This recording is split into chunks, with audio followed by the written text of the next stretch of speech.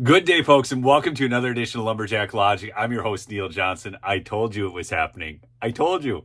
Look, what do the Democrats need to do right now more than anything else? Control the narrative, because the narrative is getting away from them. Trump is up in the popular vote. And you saw the video I did the other day with these people on the street in New York saying, yeah, Trump's my guy. He's the only president that I see that can ever make America great again. This used to be a solidly Democrat electorate. In fact, there are boroughs in New York where it showed Joe Biden taking, I kid you not, 100% of the vote. I know what you're thinking. But they are right now so scared that, get this, New York Democrats are applying heat to boot Trump from the ballot following Colorado ruling. And I'll explain why this is important. Number one is, if Donald Trump wins the popular vote, they are going to have a really tough time explaining why he didn't win the swing states that he's up by 8 points in right now, when they showed him up 2 points in the national popular vote.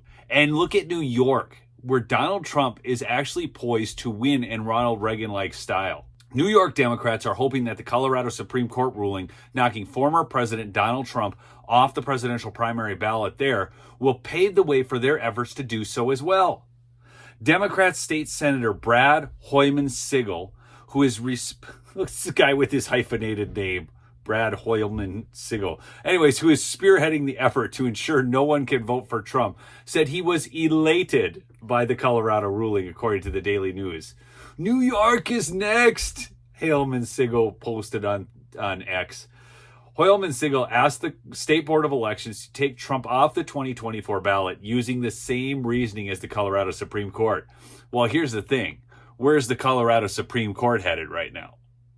To the United States Supreme Court. And where has Jack Smith not been able to get any favorable rulings? The United States Supreme Court. They are going down the wrong road, but man, they're hell-bent on doing it. Hoylman-Sigal agrees. The January 6th insurrection was a violent uprising against the United States that tragically resulted in the loss of multiple lives.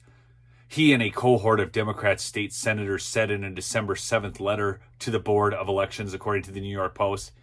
Some people died, and it wasn't Capitol Hill police like they said. You guys probably know that by now. Ashley Babbitt was shot. Roseanne Boylan died in Jake Lang's arms. We heard that testimony the other day on that live stream.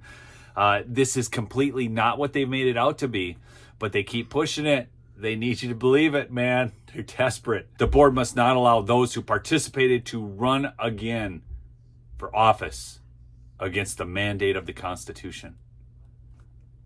I mean, if there's one thing I know Democrats are concerned about right now, it's the United States Constitution, people. They cannot get enough of it. I mean, look at where they are on the right to bear arms. They're like, man, make sure the government doesn't infringe upon that. What about the Sixth Amendment, the right to a speedy trial? Jake Lang's been squandering out there for over 3 years. And the left is on, don't you see all the leftists on X and in the news media saying, release Jake Lang now?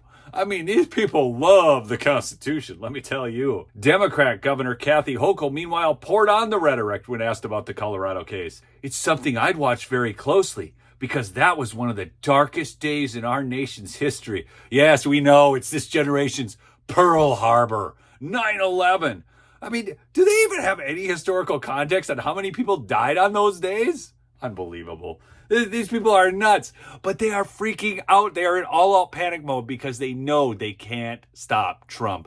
And they certainly can't stop him when people continue to say things like this. I would definitely come to a Trump rally in the South Bronx. I like him. You do? Yes. Yes, I will come to a rally if President Trump was to come to the Bronx, and I also would bring other people to come too and support him. Would Joe Biden get a warm reception if he came to the Bronx? No, he wouldn't have. And I'll make sure of that. Check out my sponsor, MyPillow, MyPillow.com. Promo code Lumberjack for big, big savings. Thanks so much for listening again. Peace out.